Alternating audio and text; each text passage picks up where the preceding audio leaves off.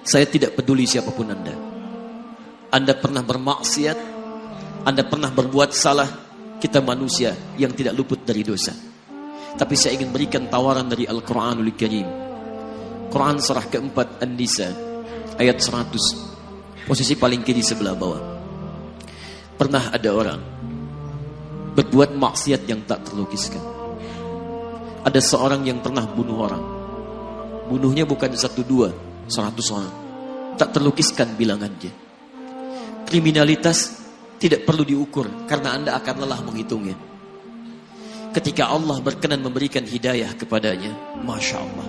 Dan hidayah selalu terbuka pada siapapun sepanjang ia mau mengambilnya sebelum nyawa sampai di kerongkongannya. Tiba-tiba datang ia pada seorang alim dan berkata, saya ingin berubah. Alim ini kemudian menyampaikan pada orang dimaksud, Anda bukan berarti tidak bisa menjadi orang baik. Hanya Anda tinggal di lingkungan yang tidak mendukung Anda jadi baik. Keluarlah dulu dari tempat itu. Pergilah ke majlis ilmu si fulan, tempatnya ada di sana. Datang ke sana, belajarlah, dan Allah akan bimbing Anda berubah dari keburukan menjadi orang yang terbaik. Didengarlah nasihat alim ini.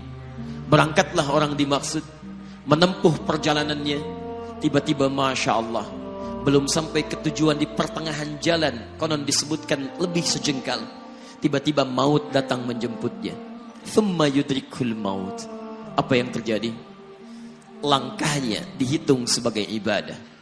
Dalam terapnya dia beristighfar, tobat kepada Allah subhanahu wa ta'ala.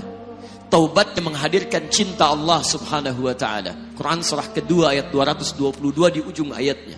Innallaha yuhibbut tawwabin. Allah mencintai orang-orang taubat. Dan cinta Allah menghadirkan ampunan bagi seluruh dosanya. Quran surah ketiga Ali Imran ayat 31, paling kiri sebelah atas. Qul in kuntum tuhibbunallaha fattabi'uni yuhibbukumullah. Allah cintai orang yang mau taat pada Rasulnya. Lihat, ketika Allah mencintai seorang hamba, wa yaghfir lakum dzunubakum, Allah ampuni seluruh dosa-dosanya. Derap langkahnya menghadirkan istighfar, taubatnya menghadirkan cinta Allah menghadirkan seluruh ampunan bagi dosa-dosa yang ia miliki. Maka apa yang terjadi? Di tengah perjalanan maut menjemputnya, thumma yudrikhul maut faqad waqa'a ajruhu 'ala Allah. Dan pahala diberikan kepada orang tadi. Di jalan, maaf, maut datang, taubat diterima, dosa diampuni, dan amalan didapati dengan derap langkahnya. Maka apa yang terjadi? Thumma yudrikhul maut faqad waqa'a ajruhu 'ala Allah. Pahalanya dituliskan oleh Allah, dakhalal jannah, kata Nabi, masuk surga orang ini.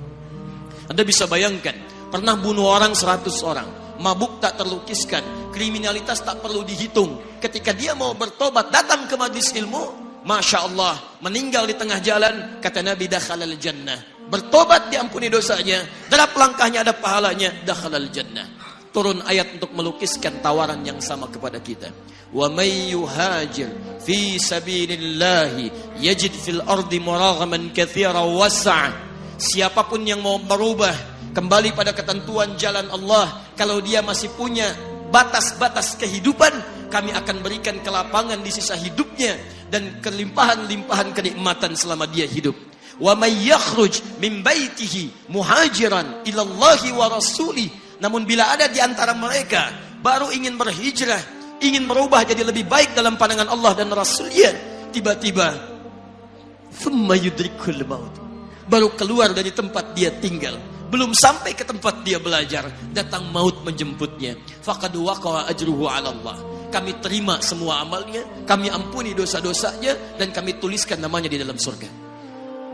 Bila 100 orang saja yang pernah dibunuh oleh orang ini, pernah bunuh 100 orang, mabuk tak terlukiskan, kriminalitas tak terhitung, mau berangkat ke majlis ilmu, tak sampai ke majlisnya, meninggal dia, bisa masuk surga.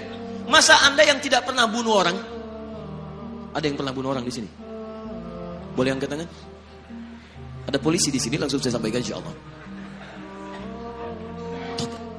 Anda gak pernah bunuh orang, Anda tidak pernah mabuk, Anda tidak pernah berbuat kriminalitas seperti orang dulu. Salah, wajar, tapi pintu tobat terbuka untuk kita semua. Masya Allah, bedanya dengan orang tadi belum sampai ke majlis ilmu, Anda sudah hadir di dalamnya, langsung di rumah Allah, diberikan tempat yang terbaik, dan kita akan belajar. Kalau dengan semua ini belum mempermudah Anda ke surga, dengan cara apa lagi Allah mesti mengantarkan Anda ke surga? Kalau dengan duduknya Anda di sini belum mau juga bertobat, dengan cara apa lagi Allah harus membimbing Anda bertobat? Kalau dengan seperti ini belum juga Anda taat kepada Rasul, dengan cara apa lagi Allah mesti meyakinkan Anda untuk taat kepada Rasulullah SAW? Karena itu teman-teman sekalian, mari kita pelajari ilmunya, dan dengan ilmu itu akan membimbing kita insya Allah kembali kepada Allah sampai mengajak keluarga kita ke surga insya Allah.